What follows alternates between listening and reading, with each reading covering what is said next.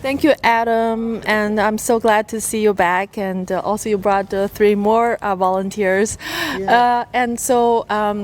So on June 4th, we'll be celebrating our Independence Day, and it's the second anniversary of the new federal state of China. Last year, we had a big celebration in New York, and then this year, some of us are still here in Medica, and so June 4th, as everybody recalls, that one man standing in front of the tank during the 1989 Tiananmen student movement. It was a bloody crackdown, and we lost many people's lives, but their lives are not gone in vain. We remember them just like the Holocaust memorial. We always remember the fallen heroes, and so we'll be celebrating our Independence Day, and so it's a new birth of the new Chinese Federation that represents the universal value with the Jewish people, with people from Israel, from other countries around the world, which is peace, freedom,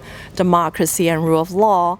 And what comes to your mind when I tell you that we will have a Chinese Jerusalem or Chinese Israel that represents the symbol, the symbol of freedom for all the Chinese people, not only inside China, but also outside of China? I think it's possible. I mean, I remember the fall of the Soviet Union. It was around the same time as Tiananmen Square, and I think that's not a coincidence. I think the Communist Chinese were afraid this is going to happen. And why are they afraid? What are they afraid of? Freedom and democracy? You shouldn't be afraid of it. Look, the regime that is in charge has blood on its hands. And when you have blood on your hands, then you'll do a lot of things to stay out of jail, to not be held accountable. Yeah. And it's very clear that the Chinese authority today is afraid of being held accountable by the people. And the people, if they had a free and fair election, I'm sure would choose a free society, an open society. A stronger government is one that can tolerate dissent in their own country. And, the Chinese want to be respected in the world. The Chinese leadership today would gain respect if they respected human rights, if they granted political freedom. But until they do that, they're actually a weak country. It's you can have this big economy, but if you're forcing people to work, you have slave labor camps. You undermine other countries' economies with that. I mean, at some point we have to stand up. I think far too many U.S. politicians kowtow to China.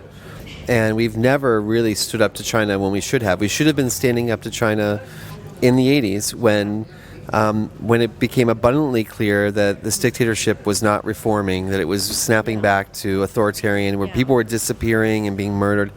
But what did Bill Clinton do? He granted them most favored trade status, which they still have.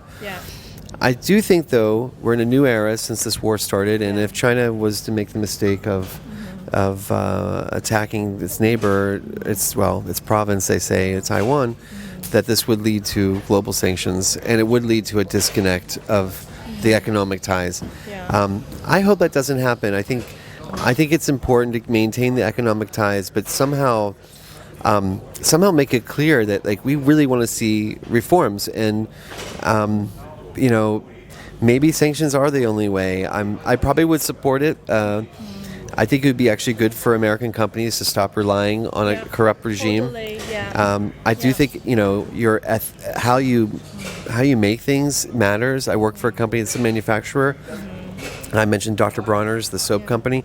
We're really careful about where our raw materials come from, how they're produced. We only buy fair trade ingredients because we don't want to exploit anyone. We don't want labor to be it's child labor. It's a real problem in the world still.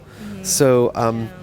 I'm with you on this, but I do think change comes incrementally, unfortunately, and you're doing it here.